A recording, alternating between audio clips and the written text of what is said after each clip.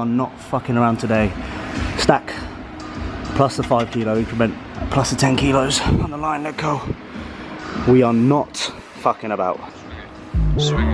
Swing my arm, swing my arm. The bad bees really love my charm. Falls in the back, big shank in my palm. So if I get caught on the lack, it's calm. Yeah, they talk about waps, big man think they don't bang like that. If I grab my Sam now, swing for back. Gotta bring my shank when I rob man's back. Swing my arm, swing my arm. The bad bees really love my charm. Falls in the back, big shank in my palm. So if I get caught on the lack, it's calm. Yeah, they talk about waps, big man think they don't bang like that. If I grab my Sam now, swing for back. Gotta bring my shank when I rob man's packs. Swing it, swing it, swing it, swing it. Shank in my palm, man, swing it if I get it up down to his bro if I feel it. I can't run from ups, I'm with it. Man, just swing it, swing it, swing it. Caught corn in the clip, bro, feel it. High off the lamp when I smoke my spirit. Track it and slides in the block, man's comfy. Link for the wap to the course, me a monkey. 6 man on the glide is bumpy. Heartbeat stops when the J's get jumpy. Hello guys and welcome to today's vlog. Kicking it off with a leg session shock. I always record my leg sessions, I just thoroughly enjoy them so much. I'm going to try and give you as much detail as I can throughout this little segment of this video, and if you enjoy it then of course please drop a like. We're at BST, as you can probably tell at the beginning. Big old fucking warehouse, huge space, barely anyone in it right now, which is good, so I can be as loud as I want, not give a fuck, and not worry about people fucking staring at me for doing stuff that they probably can't even do, which is normally the case in most gyms. Started off with that 9 leg curl. Did the stack plus a 15 kilo plate, which is pretty strong for me, for a set of 7. Then did the stack and 2.5 for a set of 12, and then I backed off like 60 kilos for a set of like 24, which is ridiculous. When you do like a 24 repper, you can fucking feel it. You can really feel it, which is nice. So I finished that and I was absolutely fucked. We are now onto the Smith back squat. I'm not currently back squatting or barbell back squatting at the moment, just through like lower back loading and simply not being able to recover. So the Smith squat is in for now. We're gonna see how we can progress that, and then I'll be going back to the barbell back squat once things get better. Stalling isn't there, lower back recovery is better, etc. All that type of stuff. So yeah, cracking on. I'm out of breath already, I'm fucked. And I need a bloody haircut because you can start to see my natural hair's gone through, which is awful.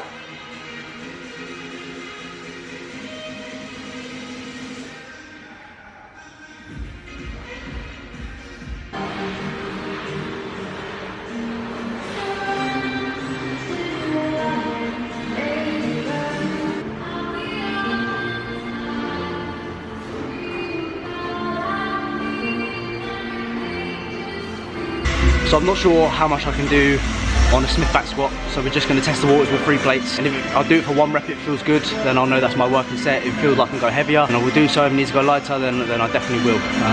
Quite scared actually. Did anyone ever get nervous like that? Really scared, but let's see how well we do.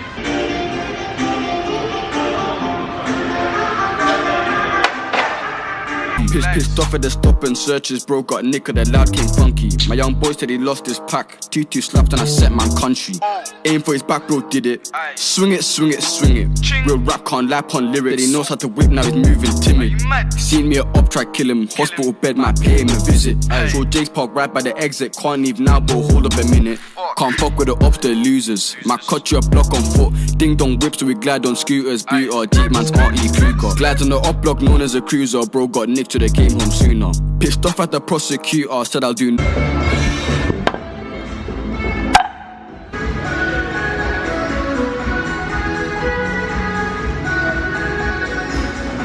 Tripod. This is my, in 2019 I had 5 tripods, and this is completely fucked. Completely, absolutely fucked. Fuck off. Come on now.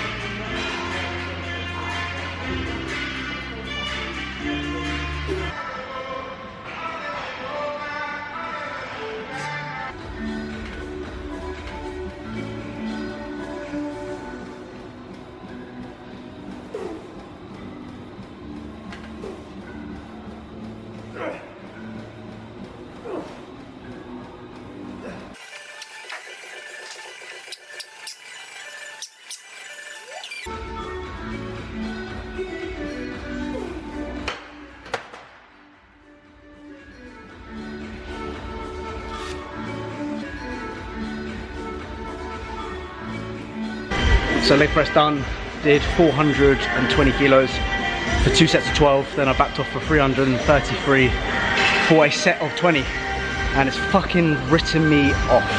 And if you want to progress, you've got to do shit that you haven't done before. You have to push things. You can't just go into the gym and just go, you know, I'll just have a play around on this, do that, just do this and just see what I can get on at the gym. No. No, no, no. You have to be creating a new adaptation for your body to adjust to. You can't be going in, lifting the same old shit, squatting the same, leg pressing the same, split squatting, leg extension. You can't be doing the same old shit. You have to be creating a stimulus for your body to adapt to. So please, next time you go into the gym, do something different. Do something you've never done before. Push things. Use a weight that makes you scared. Use a weight that you've never done before. And that, my friends, is what's going to make your physique different to others. And that's what I always think about when I'm training. Are the people going to do what I'm going to do? Debatable. Really debatable. So push things really hard and you will see that change in your physique. I promise you, if you can do that for 6 months, years, add kilos and kilos and kilos, 100 kilos on your presses, on your leg stuff, on your squatting or whatever it may be, you're going to see that change. You're going to see that change. And people are not willing to do that. People are willing to just bulk for a couple of months and then diet back down, then bulk for a couple of months again. And that's why you're small. So don't be that person and do something different. So I kind of wanted to end this part of the video with just a few questions regarding leg training, and hopefully I can provide some sort of value to your sessions or whatever it may potentially be. Question 1, biggest mistake you see people make whilst training legs or in general? I think it's just not trained hard enough. Like a lot of people just don't want to train legs. A lot of people don't want to take it there. And I don't know about any of you guys, but legs are my favourite sessions to train. I absolutely love what comes with a leg session, like feeling sick, feeling awful, just feeling lightheaded, lifting heavy loads. I just generally don't see a lot of people wanting to train hard enough. Like they're willing to train their chest or their arms or their back, you know, but when it comes to the legs, they're not willing to put that work in that they would for the other body parts, which is really interesting to see. So that's generally what I would see mistake-wise. I think a lot of people just move weight from A to B as well. I think that's a common one, which I typically see people do incorrectly. Best hamstring curl, including leg curl. I think probably the best one, T.Scott. I think the best one is going to be an RDL variation for your hamstrings or like a deadlift. I really believe deadlifts in a leg session are going to provide a huge benefit for your posterior chain and your lower body for sure. How long after training legs do you feel 100% fully recovered? So this is going to really dictate on a few things like, you know, are you in a gaining phase? Are you in a deficit? You know, stress levels, sleep quality, etc. But if you're not recovering by the time you get to your next leg session, then I would look into what you are doing. So it could potentially be your volume. It could potentially be other aspects which you might look into, like sleep, hydration, etc. All that type of stuff. I hope that you've enjoyed this segment of the video, and I'll see you guys in the next clip. Some fresh air. At last. I don't know why, but that rotation just makes me feel a little bit sick. Like every single time I do the Bulgarian split squats, it just makes me feel absolutely horrendous. Which is, I don't know, like I'm sitting there like thinking, am I going to be sick? You know, when you're just like, it's like when you're drunk, you just don't know whether you're going to be sick or not. You're kind of debating it, your head's a little bit all over the place. You sit there and you're like, am I going to be sick, am I not? And then it kind of goes away. That's what happened today. I was just sitting there thinking, am I going to be sick or not? It's just always that rotation. I don't get that with like chest and arms, don't get that with my other sessions or anything like that.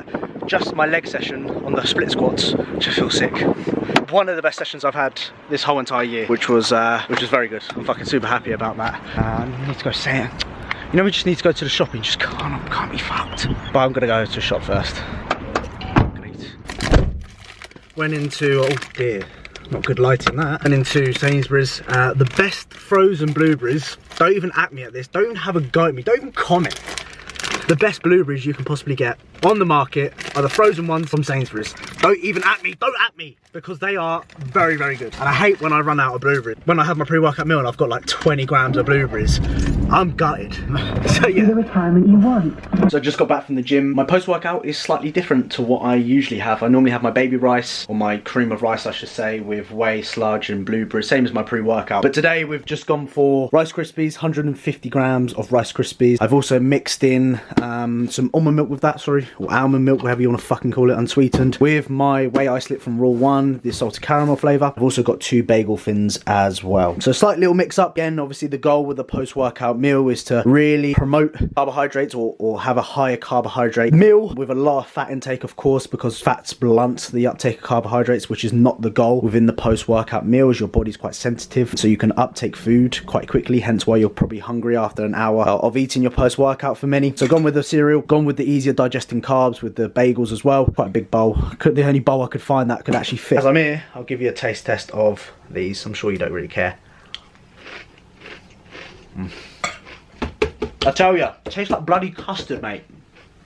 Pain. So guys, going to end this video with the title of this video, going through the bulking side of things, the tips and stuff. But I wanted to, I don't know if anyone gives a fuck about this, but I've stopped smoking cannabis on my second day of not smoking it, and I feel 110% better than what I ever have, or since obviously smoking cannabis. I don't know why, but yesterday, especially when I was training legs, which you see earlier in the video, I haven't felt like that in ages. Like, I haven't felt that for months and months. And obviously I've been smoking cannabis pretty much every day for the past couple of months, and don't get me wrong, I enjoy it. Like, I enjoy smoking before I go to bed. It gives me the munchies and I enjoy eating the food, but it just came to a point of where it was just an unhealthy addiction. Like, I was wanting it all the time. I was saying, look, I just need to smoke. I was thinking about it all the time. My goal now moving forward is to really cut down on that, and hopefully I can stop smoking the fucking bud, because one, it's expensive, it's such an expensive hobby. 20 splashing out money like nobody's business, and 2, like, don't get me wrong, you feel good, you have great night's sleep. It's not the way of doing things. Like the first night of not smoking, I was thinking, fuck, how am I actually going to fall asleep? Because I'm so used to cannabis making me pass out that I just fall asleep automatically without thinking. And all of a sudden the other night I was like, fuck, I haven't smoked, so how am I actually going to fall asleep? And having that relationship is not good at all. Anyway, fuck all that. I thought I'd just let people know I'm quitting cannabis. Great. What a fug you are, George. You fucking fuck. Stop smoking cannabis. It's illegal. You can't. Anyway, that. Oh, dude. How do my phone? So, bulking tips. I've written down 5 things which I think are important, especially for naturals. You might be thinking, George, you're not going to be natural soon. Like, why can you give us, you should be giving us advice. At the end of the day, it's the same. Like, whether you're assisted, whether you're natural, you have to do the same thing. You still have to train, you still have to eat, you still have to recover, you still have to sleep. It's just with the assistance, you'll probably get to your goal. Well, you will definitely get to your goal way quicker. You'll be more efficient at doing it. Simple as that. The goal, or the basics, remain the same. First question, or first answer is number 1. I've got some notes on I've got my notes on my laptop here. So just if I'm looking over here, I'm looking at what I wrote. Is a calorie surplus. You need to be in a calorie surplus. So over time, is your body weight going up? Like, it doesn't need to gain, you don't need to gain crazy amounts in a short period of time, but ideally I would aim for like 1% of your body weight per month. Is your body weight going up? And what I like to do with my clients and myself is take an average for each week. So take an average and look at your average. Is your average going up over time, or is it going, if it's going down, you're in a deficit. If it's maintaining, you're maintaining. If it's going up, then you're going up. But how quickly is it going up? So of course, you know, your body needs fuel, your body needs extra calories to build muscle. Simple as that. So question, are you in a calorie surplus? Simple as that. Number 2, progressive overload. You have to be getting stronger. In order, as I mentioned earlier in the video, in order for your body to adapt to a stimulus, or adapt to anything, you have to be creating a new stimulus for your body to adapt to. If that makes any fucking sense, what I just said there. Basically, are you getting progressively stronger over time? As I mentioned earlier, if you're adding 100 kilos to some of your movements, give it time. You will see the difference in your physique. I'm very, very confident with that. So you have to be doing new shit that you've never done, like as JP says, touching new weights. You have to, it's true, you have to be touching new weights in order for you to improve your physique. Number 3, genetics. Now, the amount of people that tell me my genetics are fucking terrible. Like, people tell me all the time, they just comment, like some random geezer just comments with no photo, no bloody content whatsoever, telling me my genetics are shit. It's all going to be based upon your genetics. Like, some people you see in the gym, 6 weeks, they're fucking transformed their physique into something crazy. You think, why can't I do that? And unfortunately, genetics is going to dictate how much you're going to progress. But all I want you to remember is no matter how long, you will see a progress. So it might be 3 months, it might be 6 months, it might be 9 months, it might be 12 months, 15, it might be 2 years to actually see the progress that you want to. Again, this moves on to my fourth one, is patience, consistency. If you're relentlessly consistent at doing that, your time will come and you will see the progress in your physique. But of course, you know, genetics is going to dictate how far you can take that. Genetics is going to dictate how much muscle you can put on in a short period of time. Hence why you see a lot of people change in different time spans. You're thinking, hang on, he's done that in 6 weeks. Why is it taking me 6 months to make that progress? Again, it's very individual based. So be patient and be consistent, which is number 4. You have to treat your off seasons or your bulking phases as important, as serious as your calorie deficits. I see a lot of people are very serious on the cutting phase or dieting for a holiday or shows, whatever it may be. But in the off season and the gaining phase, they let themselves go. They're not as consistent. They take more rest. They just, you know, don't track their food as much. But you have to be even more consistent in a gaining phase than you are in your deficit, because this is where you're going to change your physique. This is where you're going to build muscle. Unfortunately, for some, you can build muscle in a deficit, but most of us, like myself, you're rarely ever going to see the change that you want whilst being in a calorie deficit. So question, are you in a surplus? Are you getting progressively stronger? Question your genetics. Don't look at other people. Focus on yourself. If you're doing what I've mentioned above, your time will come. It's just, unfortunately, we look at social media and think, he's done that, so why can't I do that? And unfortunately, it's not going to happen. I sit there and think, fucking hell, he's 21, he looks like that. And I'm thinking, fuck's sake, you know, it's really disheartening sometimes. But just ignore it and just keep doing what you're doing. And number 5 is the ability to eat. It's hard. When you get to your peaky off-season, body weight is higher than what you've had before. Food is the highest. The ability to eat is going to dictate how well you are going to progress. Because if your appetite is in the gutters, then unfortunately, there's going to be a point of where you're going to have to pull back. And the longer you're in a surplus, the more muscle you're going to build, of course. I see people doing 2-week, 2-month fucking bulking phases and then cutting down for 2 months again. You're not going to progress like that. So question, the ability to eat. Now, a few tips on how to improve your appetite is, for example, you know, training harder. First thing I dictate is training hard. Are you training hard? When I train hard, I'm fucking hungry. One other thing is expenditure throughout the day. I take the dog for a walk, I'm fucking starving by the time I get back. I'm ready to put down some food. So just move about a little bit more. Of course, I know it's very difficult for people to do that based upon their life and their work, etc. But just try and move around a more. If you're on your lunch break, instead of sitting down watching or chatting to people in the staff room, go for a walk, you know, go to the shops or whatever. Aim for a particular amount of steps per day, you know, that type of stuff is really going to help. So the ability to eat is going to dictate how far you can push your surplus. If you're having to pull back 2-3 months into a gaining phase, you're not going to make progress. So those are my 5 important factors which I want you to take into consideration when you are bulking. I sincerely hope you've enjoyed this video. If you have enjoyed it or you have watched to the end, comment below bottle. I always say bottle because that's the closest thing to me and that's the only thing I can think about. I sincerely hope you've enjoyed it. Please like, please subscribe, and if you're new around here, hi, my name's George and I'll see you guys in the next one. Sweet you fucking nutter out.